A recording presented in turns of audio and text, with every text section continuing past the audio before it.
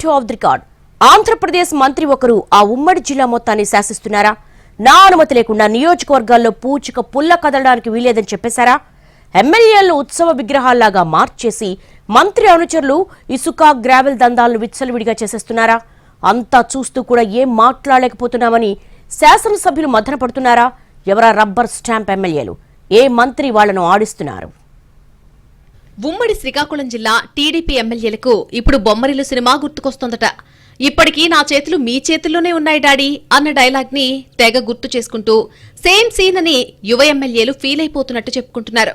ఇక్కడ daddy character లో మంత్రి అచ్చెన్నాయుడుంటే కొత్తగా ఎన్నికైన 5 ఎమ్మెల్యేలు అదే డైలాగ్ చెబుతున్నారట.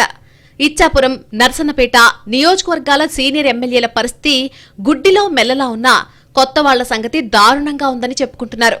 తాము గ్రౌండ్ లెవెల్లో ఎదుర్కొంటున్న సమస్యలకు పరిష్కారం దొరక్క నియోజకవర్గాల్లో అగ్రనేతకు అడ్డు చెప్పలేక తల్లకిందులవుతున్నట్టు తెలుస్తోంది. తాము అధికారంలో ఉన్నామో లేదో కూడా తెలియడం లేదని ఒక యువ శాసనసభ్యుడు తన అనుచరుల దగ్గర వాపోయారట.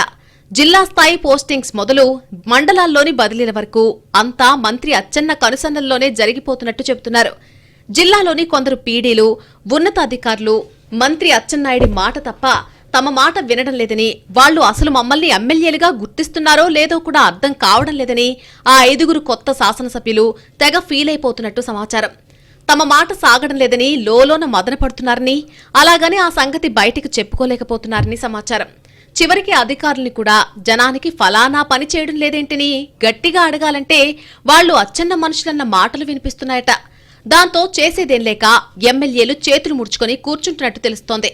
పాతపట్నం ఎమ్మెల్యే మామిడి గోవిందరావు, శ్రీకాకుళం ఎమ్మెల్యే గొండు శంకర్, ఎచ్చెర్ల శాసనసభ్యుడు నడుకుదిటి ఈశ్వర్రావు, పాలకొండ ఎమ్మెల్యే నిమ్మక జయకృష్ణ, పలాస శాసనసభ్యురాలు శిరీష ఇలా వీళ్లంతా మొదటిసారి అసెంబ్లీ మెట్లెక్కినవారే.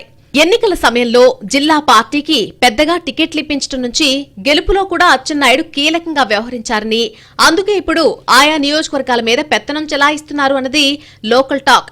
ఎంత సహకరిస్తే మాత్రం మొత్తం ఆయన చేతిలోకి తీసుకుని మమ్మల్ని కీలుబొమ్మల్ని చేస్తారా అన్నది ఎమ్మెల్యేల అంతరంగంగా తెలుస్తోంది. అధికారం మొత్తం ఆయన చుట్టూనే కేంద్రీకృతమైపోయిందన్నది ఉమ్మడి శ్రీకాకుళం జిల్లాలో ఓపెన్ టాక్. ఎస్పీలు, డీఎస్పీల సంగతి తర్వాత కనీసం ఎస్ఐ పోస్టింగ్స్ కూడా వేయించుకోలేకపోతున్నామని సన్నిహితుల దగ్గర వాపోతున్నారట కొత్త ఎమ్మెల్యేలు. నియోజకవర్గాల్లో అధికారులెవరూ తమ మాట వినకపోవడంతో అసలు గెలిచామా లేదా అన్న అనుమానం కూడా కలుగుతోందట వాళ్లకి. తాజా బదిలీల్లో కొందరు ఎమ్మెల్యేల సిఫార్సు లేఖలు చెత్తబుట్లోకి చేరాయట.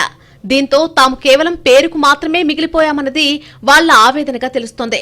రాష్ట్ర స్థాయి నాయకుడిగా గుర్తింపున్న అచ్చెన్నాయుడికి పార్టీ అధిష్టానం జిల్లా బాధ్యతలిచ్చుండొచ్చని, అంత మాత్రాన మా నెత్తినెక్కి నాట్యం చేస్తే ఎలా, మాకు మాత్రం రాజకీయ భవిష్యత్తు ఉండొద్దా అని కొత్త శాసనసభ్యులు ఆవేదనగా ప్రశ్నిస్తున్నట్టు తెలుస్తోంది.